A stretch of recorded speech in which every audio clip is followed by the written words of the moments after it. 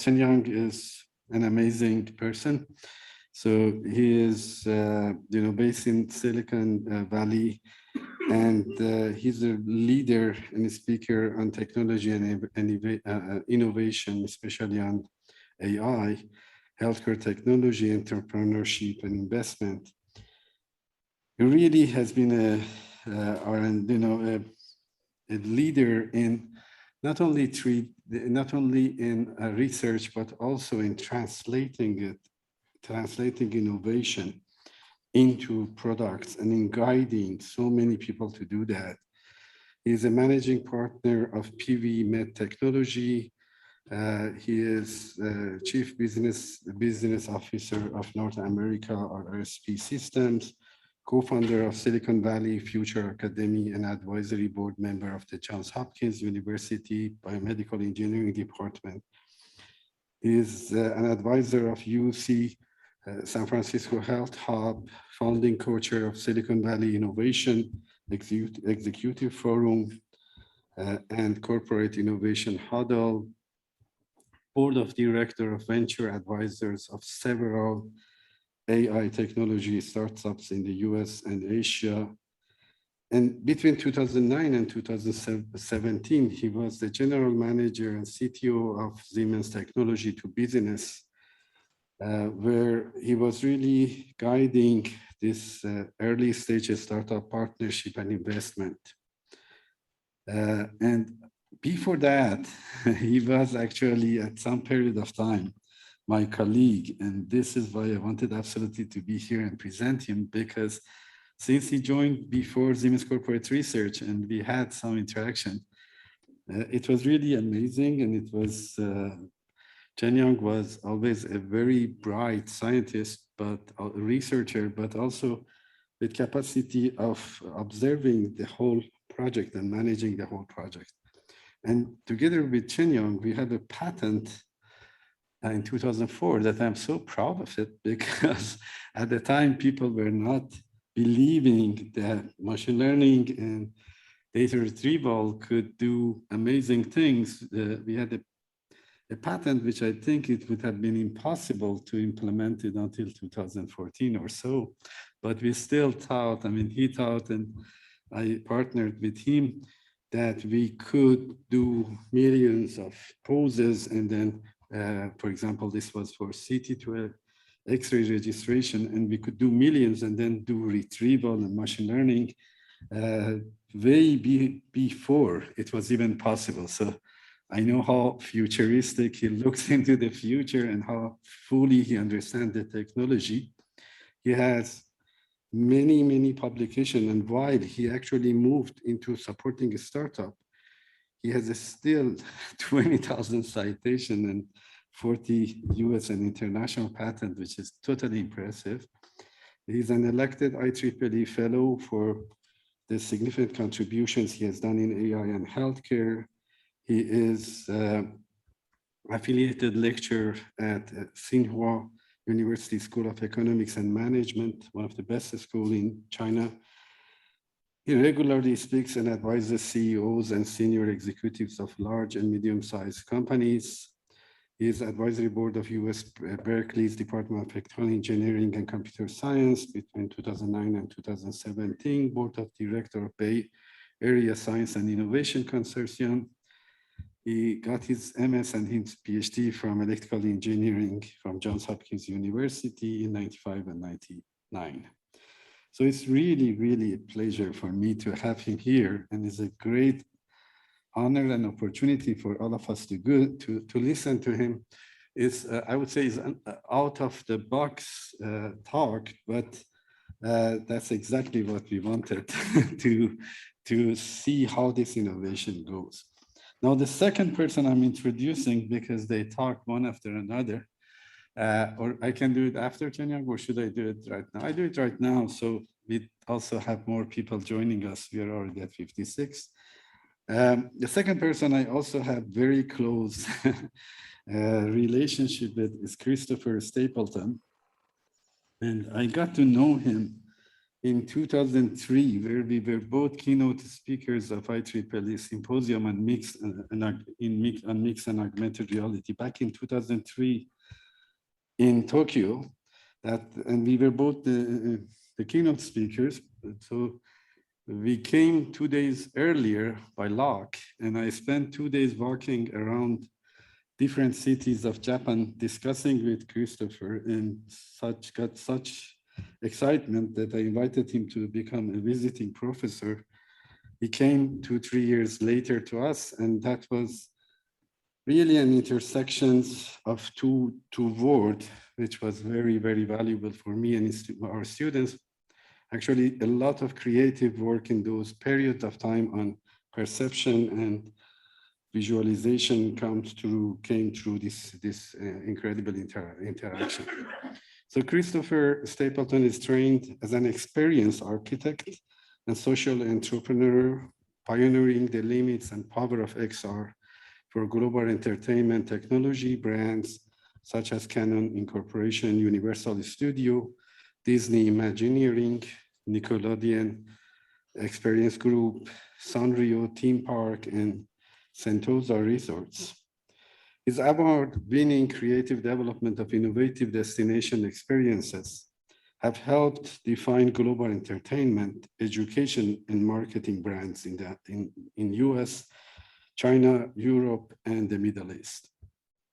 As the CEO of Semiosis Real World Laboratories, he has ushered in innovation in extended reality to enhance human performance in design research training, space health, rehabilitation, and therapy industries. As a co-founder of the Virtual World Society, he is engaging the simulation technology industry to inspire the next generation of talent, technology, and techniques to advance the social good. His terminal degree is from New York University and has served as professor and research director for the Institute of Simulation at the University of Central Florida. And he was a great visiting professor at Technical University of Munich with us. So I don't make it too long here. There is 2 pages I can still read, but I would like just to say that Christopher's view of innovation and how mixed reality can impact many fields, if you think about it, has influenced us a lot.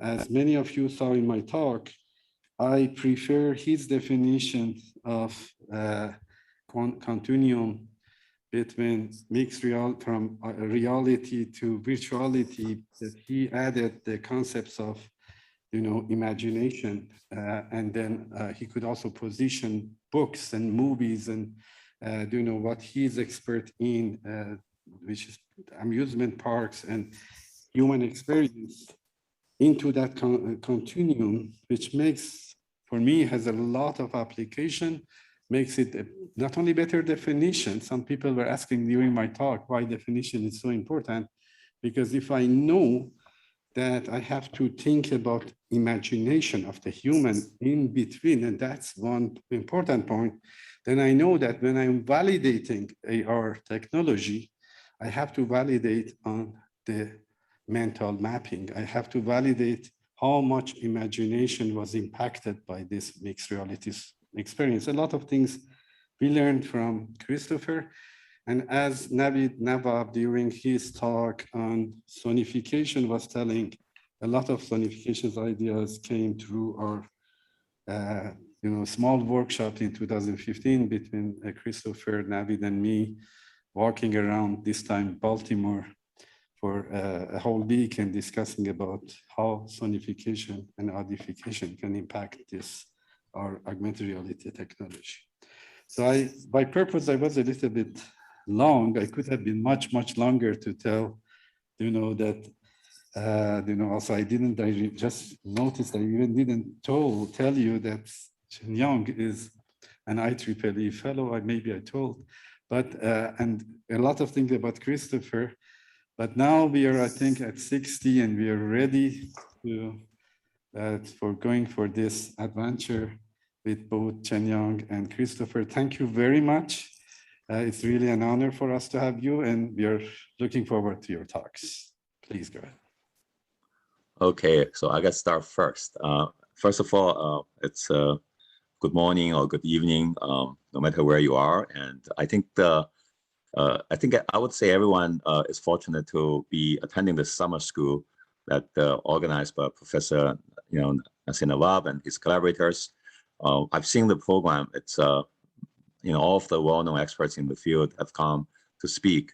And for me, I'm actually humbled to speak between just Nasir and Christopher, because both, I would say, are formidable partners in terms of their intellectual depths and accomplishments. So, but I have to say one thing, Nasir actually recruited me to Siemens Corporate Research. So I'm forever indebted for, and then we have formed a very long-term and fruitful collaboration till today. So Christopher, on the other side, we have often compared notes on innovation, the sparks he had, from much broader field, and it's constant inspiration. So I have a lot of story to tell, but I'm going to spare you from that. So let me start my talk. Hold on, let me just share the screen. Can you see the screen? Christopher, can you give me comfort? Okay, good. So perfect. Yes. So yeah, so I'm going to, I think for the last week and a half and continue, so you have been exposed a variety of topics of, medical imaging, augmented reality, the past, the present, and future, by really a handpicked group of experts in the field. So you learned a lot of what. But today's session, me and Chris, we're going to focus not on the what, but we want to tell you the how, the approach, and some of the lessons we learned. Because medical imaging is it's an interdisciplinary field. It's very complex and require a lot of different disciplines. And this is why I applaud this MARSS program, where you really learn from the real world, where physicians and industry people, academic people come together. And that's really how the real world happens. So I want to share you a thing or two which I have learned, in medical imaging R&D for the last 30 years from both academia and industry. And on the top, by the way, it's the 3 areas I have really, a span of my career. And it's the Princeton, where I worked at Siemens Corporate Research. And then the Silicon Valley, I was at, in corporate research, I was the head of interventional imaging, where I developed a lot of interventional imaging surgery using 3D imaging data to guide. And then the middle is actually when I was the head of the GM of the Siemens technology venture for commercialized technology. On the right is the Guangzhou, actually, and where is the PVMed technology I co-founded. It's a medical imaging AR therapy company startup. So anyhow, so on the bottom, we have some selection of the research and product I've done. So, I think when you learned all these what, and you wonder, if you're experienced, obviously you get inspired, but you always want to expand your horizon more collaborations, focus maybe not just on the early research, but also to the generating more impact, maybe even collaborating with companies. And these days, more and more, so there, researchers want to start a company because there's more abundant funding around, both from the venture capitalists, but also from the government.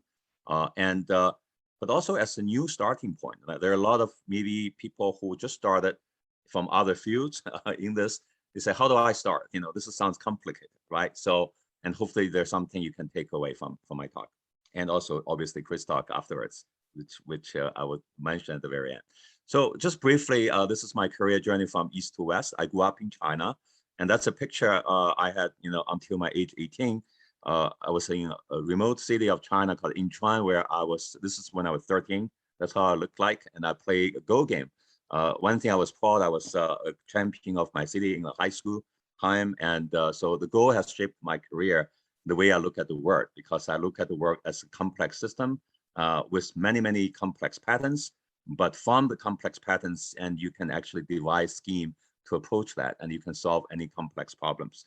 And I did not know later I pursued AI, and obviously we know 2015, Google DeepMind beautifully connected AI, the modern technology, with the ancient, 4,000 years old game Go, that gave birth of the new AI, era. But at that time I did not know, but I just loved, visual, I loved pattern. And then I went on to University of Science and Technology of China. It was a 5-year program on focus on both hardware and software. I was fortunate to work at the massive parallel neural network and key laboratory of China at that place. It was the leading laboratory there, and I spent 3 years, did my research and learned about programming for 8-core computers. Back then was considered massively parallel. Back then it was very expensive, and then we also worked on a neural network at the time. So that was my entry into neural network. But at the end, I realized it was the AI winter. There didn't seem to be jobs. But I actually figured out in image analysis, computer vision, pattern recognition could be a good area. I really like the energy minimizing framework for neural network. And so I was fortunate to get a full scholarship from Hopkins, and I went to Hopkins Electrical and Computer Engineering and finished my PhD there. And this is my advisor, Professor Jerry Prince, gave me the PhD at my PhD ceremony. And so I was very happy there. And I actually stayed 2 more years working on the NSF big grant on setting up the Engineering Research Center for computer-assisted surgery and system led by Professor Russell Teller. This is a consortium with Hopkins Medicine Engineering, CMU Robotics, MIT, and also Harvard Surgical Planning Lab. So that was a lot of learning, a lot of fun, collaborating with many different researchers from different fields, different universities. So I was there for 7 years. Then I realized my passions really, I'm also in that, year of my formative year at Hopkins, it was really about also pattern matching, looking at the 3D MR data and trying to build a brain map out of that. And it was tremendously interesting. And then I moved on. I really, my passion is more making things happen in, real world, in addition to publishing papers, which I enjoyed tremendously. So I joined Siemens Corp Research, was there for 9 years, and led a number of technology and product development in interventional imaging. I was the head of interventional imaging program, and we have collaborated not only with different Siemens business units, but also with outside companies as well, especially Johnson & Johnson. And then I was promoted and moved over to Silicon Valley. That was a humbling experience because I was thinking I would be forever in healthcare, because I'm just really passionate about the calling of working in healthcare. But going to Silicon Valley and be the general manager, CTO for that tech venture center in Berkeley was humbling, because that expanded to beyond healthcare to industrial automation, transportation, energy, and cities. So I was exposed to literally thousands of entrepreneurs from around the world and researchers, and looking at how technology can migrate and rapidly commercialize. And we use Siemens as, of course, a foundation. And then since 2017, after 17-year career at Siemens, I have left and really now take my learning and help to co-found startups in healthcare AI, as well as advising, several dozens of startups worldwide, and also serving on the board. This is actually on my alma mater, Hopkins BME. I was visiting there for the board meeting, but also get to visit the iStar lab, which is the surgery lab funded by Professor Jeffrey Silverson. He's also a renowned expert in that field. So we're having some fun with some fun terms he was using for his research. Anyhow, so that hopefully give you a little bit background there. And I want to, so I would say I know a thing or two about how, the challenge on doing medical imaging R&D and innovating in that field. But I would like to zoom out a little bit for everyone to look at the overall market for medical imaging. The medical imaging market is a very healthy market. It grows very steadily over time. And it's somewhat mature. I mean, there's still new innovation, but the base is already much bigger than 20 years ago. So you look at 2017, it's a 30 billion market worldwide, and then it's growing at 4.6%. And by 2025, it'll be 44 billion. In countries like China, India, and even Africa, you will see faster expansion than Europe and US. But nevertheless, it's a pretty steady, healthy growth market. But in that, there are a lot of subfields that's growing a lot faster, novel devices, etc. But two market is very interesting. It's medical imaging AR market. It's reaching 1.2 billion. This is a new AR market. I'm not talking the last generation AI technology because AI has been around for a while. That's actually 26% growth, significantly faster than the overall market. And I don't have the data for AR in medical imaging, but I do have data for AI in healthcare, which is actually growing at 32%, and we reach 4.1 billion by 2025. So that's quite tremendous. That's a great opportunity for all of you in the school and to really go on in the real world afterwards, do research and to do commercialization in that field. So what are some major factors driving the growth? There's a lot of them, but I think I listed three of them just for examples.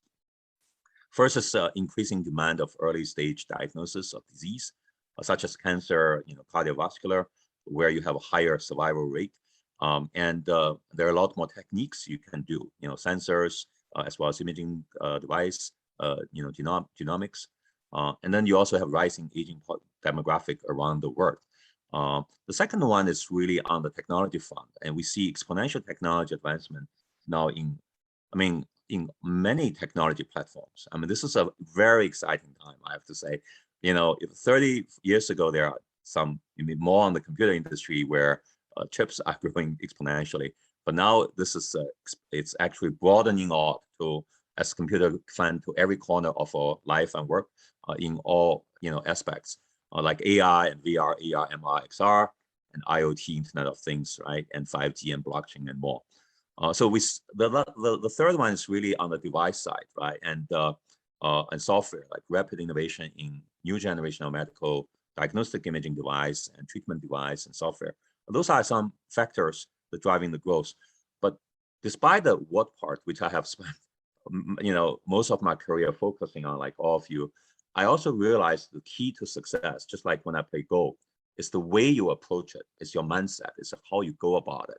And so this is where the R&D capability is actually the key to win the innovation race, is to bring those ingredients together and really present the best possible outcome. So that's really learning. Now, to do that, I actually often, in medical imaging, if you do the research, it can often be confusing and intimidating, not only for newcomers, but even for people who have been there for a while. So I actually, in one of the previous, another keynote I have given, I came up with this value matrix. I think it helped to orient things. So if you look at the x-axis, I have two. On the bottom is a patient care cycle, from screening, prevention, to diagnosis and therapy planning, to intervention and therapy, and to follow-up. But on the top is really the imaging device you're using, each of the different steps of the patient care cycle. And often at the screening time, you use a much less invasive and less radiation, easy and low-cost device like X-ray and ultrasound mostly, and sometimes CT/MR. But as you go to diagnosis and you're going to start use more and more device, not only CT/MR, but also PET, SPECT, and sometimes if you have a clot in your coronary artery, you may use angio. But then during the intervention, you can use even more like fluoro for real-time guidance, more ultrasound and more interventional focus CT/MR, and also you can use radiation to really just burn the tumor. And then you go to follow up and check if this is successful. So that's on the patient's care cycle and imaging device you use. But then we have a close collaboration between industry and academic, and each would advance in their own field in each boxes. If you take a row, right, industry goes from left to right. There's a lot of activities on commercializing, and academic, and which is really about product. Academic research is really about publication. But between the lines, like these blue arrows, right, how do you link different steps of the patent cycle and really taking a system view and help improve the outcome using the results from the previous step? It's a very active research. And also this collaboration between industry indicated by the green arrow is tremendously helpful, can really help to accelerate the research and development, which I hope to highlight. So I just want to share 3 insights today, from really on big and bold goal and scale and collaboration. I think these are perhaps more and more accepted, but 20 years ago, even 10 years ago, when you look at these, people said you should aim something more like a quick win, an easier goal, or collecting data is hard, therefore start small, and then even collaboration can be hard. But I think more and more people are doing this, but still I would actually encourage you to think in this way, because I benefit tremendously from that. So for the first one, the big and bold goal, I just want to give you one example, a story. In 2006, I was working, was presented a big industry challenge by actually one of the most foremost leader in that space, Professor Patrick Sayers. And she's interventional cardiologist at Erasmus University Medical Center, the president of European Interventional Cardiology Society. He actually said image-guided coronary chronic total occlusion, the CTO, is the ultimate frontier in the interventional cardiology. It's like a moonshot. And it's his final 7-year mission before his retirement. But there was a broad doubt in the industry that the technical possibility, and there was not the support from the leaders across the board. So he actually gave, because of his influence, gave an ultimate to the industry. And there was 20 companies coming for a day workshop in Amsterdam to present their solutions. But because of their doubt, I would say the solution is more incremental, and ended up, there was an interesting story I'll tell next. But anyhow, so the technical part, there's a lot of challenge on motion. How do you fuse registration from pre-op? Even segmentation back then on coronary artery was harder. Today, this is more routine now, but back then was really hard to do it reliably for interventional purpose. And real-time registration, and also very seamless because you have to put it to work and intuitive and used to real time. And I watched many procedures. On the top you see it's an illustration, putting a wire through a 2 centimeter chronic total occlusion. It would take longer to cross the Lincoln Tunnel in New York City. It takes more than 2-3 hours, but it's actually more dangerous because you can kill the patient. So with that, we actually take, even though we follow a big and bold goal, we actually have come off from developing another atrial fibrillation guidance for the heart, was successfully with J&J. So we thought we can tackle this challenge. It's ready for a new challenge. So we used we built a concept out of a flash prototype, and was able to demonstrate the concept internally, and got the support from the VP of Innovation Siemens. Then we lined up, a number of researchers, both from company and academia, and then we were able to put together a prototype and went to the competition, and we actually bid with all the others. And then Professor Sayers convinced we are the one really believing his vision. He gave the project to us, and then we were able to start very quickly. And in the middle was some results on segmentation, seeing the center line of coronary overlay CT, and on the bottom, we were able to show the pre-op CT. Actually, it's a 3D dynamic on the fluoro. Here, I'm just showing you a picture. And then within 9 months, we were able to work very closely with the physician, with Professor Sayers' team. We got 20 cases performed, and it ended up publishing in the Congress of European Congress on Interventional Cardiology. And that's what I was giving a keynote there on the results we have jointly worked on. It was one of the most exciting projects I had, but a number of projects I worked at Siemens have that characteristic. It's big and bold. It's a lot more at stake, but then also it has the value of attracting really top caliber pioneers, top physicians, top researchers. And if you can, from a technical side, show the feasibility, actually convince the management, the funding, the resource are easier to acquire, and both from the company and from grants, from government. But the initial step is hard. But once you cross that, it's actually very cool. And it's also highly rewarding, motivating, because you're working on the frontier challenge. And once you solve it, it can lead to solve other big and bold goals. And so you can keep writing this big and bold goal and from one to another. And that's very, I would say it's actually quite, not only exciting, but addictive. The second thing I want to say is really skill is your friend, not your enemy. I have to say I have a great fear about data volume. During my PhD time, I have to say I worked on one brain for 4 years. Only the last year I need to graduate, I was able to work on 6 brains to validate my brain mapping is working and published in top journals. And initially, when I went to the industry, I was shying away from working on large data sets. A is difficult to collect. That was 2000. And B, just mess up with my beautiful algorithm. And so, but I think I learned quickly in real world, you have to shift away from thinking, publishing and making beautiful models. You have to make it work no matter what. And in fact, exposing scale, the volume variety of data sets early on is actually a great thing. That was forced by my first project, which was J&J Bioscience Webster on atrial fibrillation, a product we're building really from drawing board to the market. And they basically said, I thought it's challenging to just read Siemens different scanner, CTMR, reliably worldwide. They said, no, we don't want locking Siemens. You have to read, data from all vendors, CTMR and all geographic location, and even third-party workstation. And we know, even though there's DICOM, there's a lot of variety. It's pretty difficult, and anatomy and population. But presenting that challenge, almost feel impossible at the beginning. But then you get great talents around and begin to think about solution. And that really helped to think about the scalability of the processing algorithm and software early on, and set forth for really building R&D that actually can have real world use. So just the bottom, just quickly, there was a fluoro on the left, and the bottom is a 3D ECG map from Johnson & Johnson Bioscience Webster. And we were able to segment the CT, the left atrium, which is shown on the middle here. And I always say look like a crab, but it's a very important part of the organ. And then we were able to fuse it with 3D ECG map. On the bottom, you can see it embedded in the 3D rendering. On the right, it's emerging with the ablation. The doctor can really trust the graphical representation, even though it's a virtual reality there, but it's matched to the fused to the real world. They cannot see, and then they can perform this, the ablation. And so this was actually the first product, FDA CFD approved product in its category worldwide, 2005, and generated more than $1 billion cumulative revenue, with more than 1 million patients treated.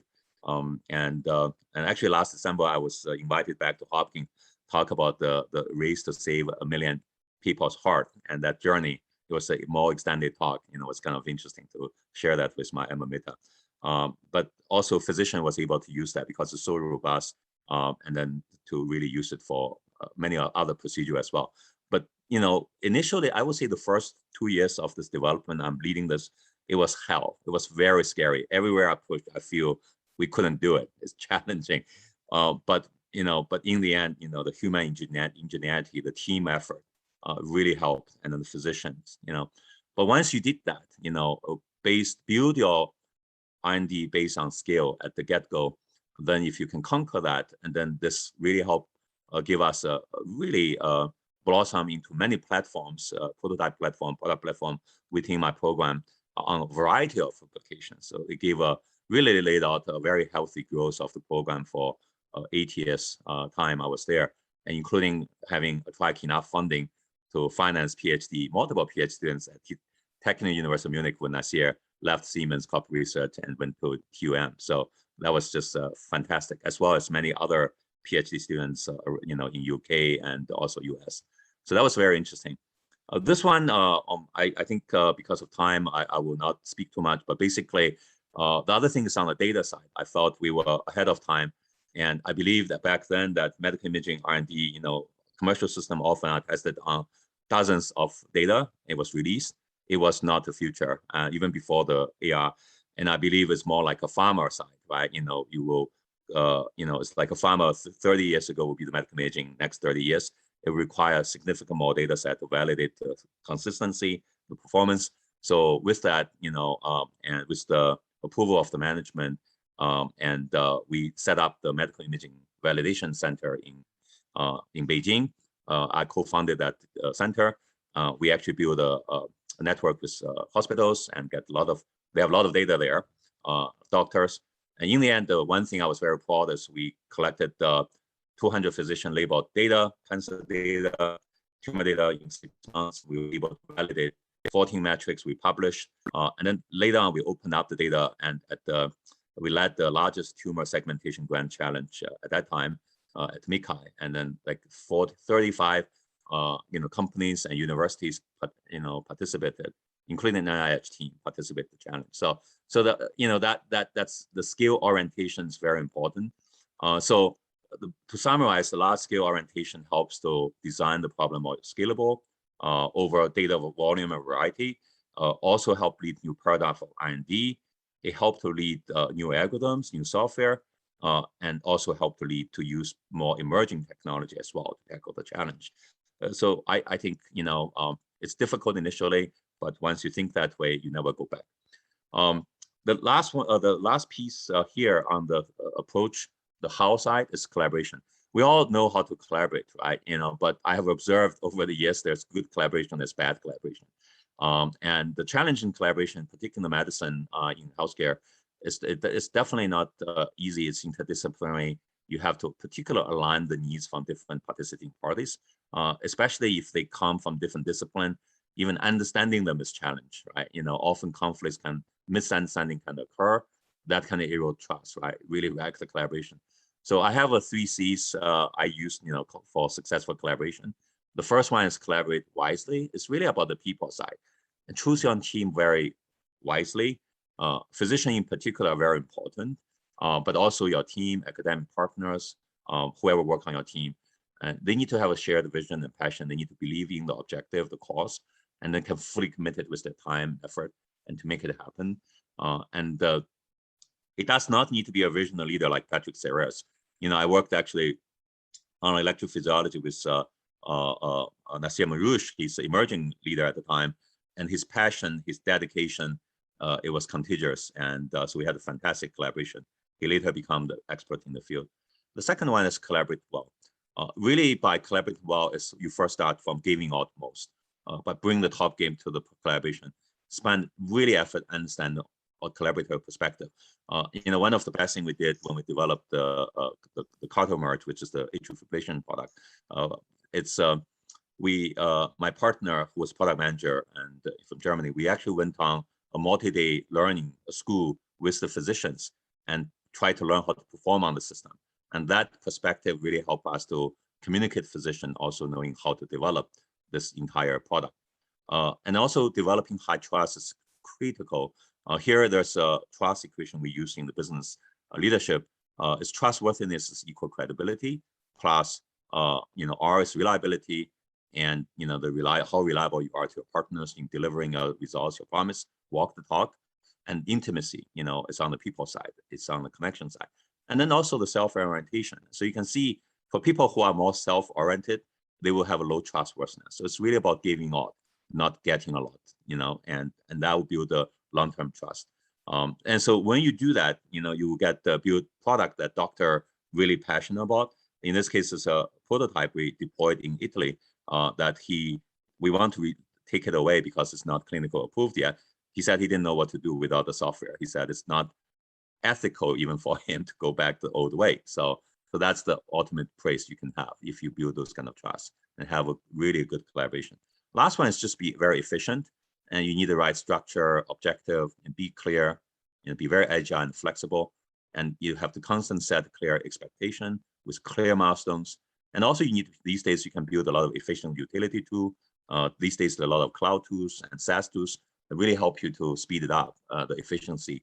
And the right side is just example of one of the product R&D collaboration where doctors in the middle, and then we have Johnson & Johnson, Boston Webster, Siemens Healthcare and research around it. And we also, in my cases, I collaborate very heavily with academia, and sometimes academia also, if it's in the same university hospital, it's linked. So you can leverage in these structure to make your collaboration more efficient.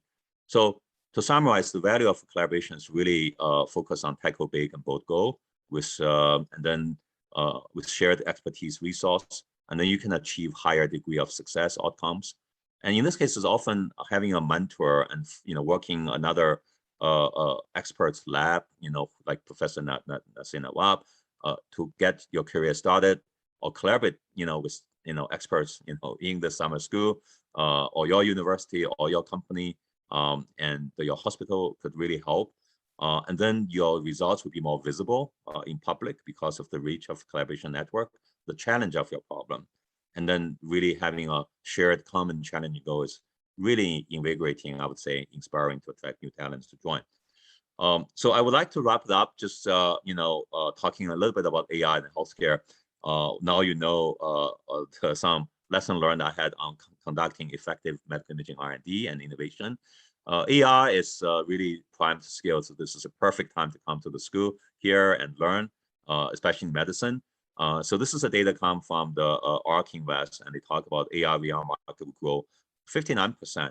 This is across all industry in the next 5 years, and that's AR glasses and AR, smartphone as well. But look ahead, if you look at AI in healthcare, there's broad applications, right? From interactive printing, packaging, training, learning, real-time analytics, display of results, instructions. I know personally, I have in my program before at Siemens, we also, do a lot of AR, VR in the surgery as well, intervention. But this is actually only, on the right side, it's intention. You cannot see the details, but it's a AR, VR startups landscape of all industries. You can see it's medical is only a box of many boxes. And there are so many other innovation going on in other industries that are advancing forward. And that AR, VR community are confident comparing notes and collaborate, a lot of cross-pollination. So where medical can draw from other, development. And so it's a very exciting era ahead. So this is why you already see a lot of topics this summer school. So I'm not going to see more, but I just want to put that in perspective. So in summary, big and bold goal, skill and collaboration, and would be something keep in mind. I hope that will help you advance your innovation forward in medical AI, no matter where you are from and where you want to go. I mean, it takes a village to raise a child. I would say it takes a community to develop research and development. So it's very important. These are some selective partners I had over the years. It's not a complete list. I'm very thankful for the learnings I had from them. So thank you very much. And I love Avenger, series movies. And this is obviously you see the AR is and used very heavily there, or MR. And so this is Iron Man actually realizing the suit he's designing. But I have a link in here. Feel free to connect. So I'll stop here and give to my friend Chris, and he's a master storyteller, so he will his talk will be a magnitude more exciting. But I hope this is useful. So I'll stop here.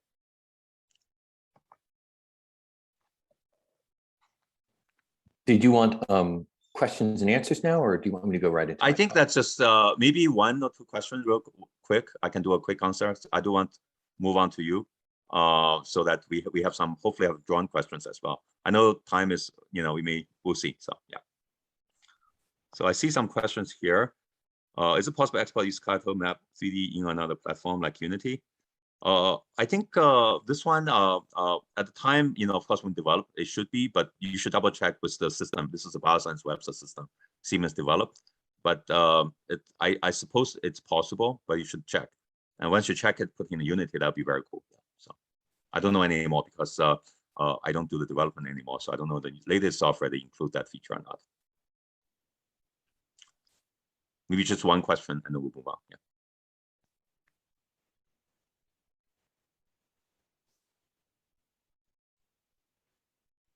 Okay, then we'll move on. Chris, please take on.